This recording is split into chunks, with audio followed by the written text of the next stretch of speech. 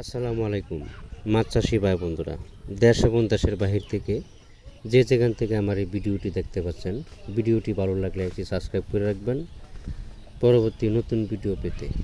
আজকে আমি আলোচনা করব 2025 সালের নতুন বছরের সোনালী কালার রুই মাছের পোনা সম্পর্কে।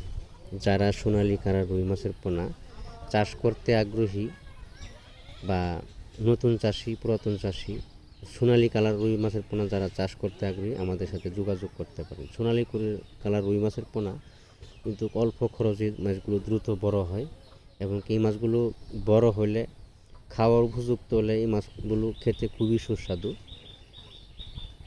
সোনালী কালার রুই মাছের পোনা দেখতেও যেমন সুন্দর, খেতেও সুস্বাদু।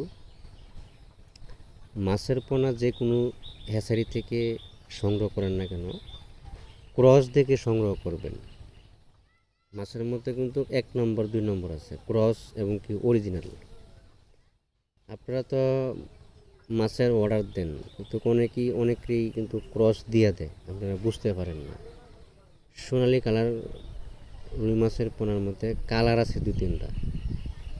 অরিজিনাল কালার হলো এটা, আর যেটা দেখবেন যে একটু হালকা লাল সাইড মারবো, একবারে লাল সাইড মারবো, এটা হলো ক্রসটা।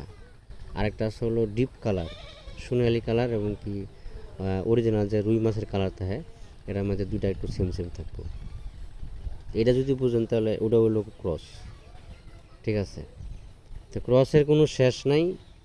বা আপনারা যদি মাছের পোনা সংগ্রহ করেন একটু ক্রস দেখে বা অরিজিনালটা সংগ্রহ করার চেষ্টা করবেন।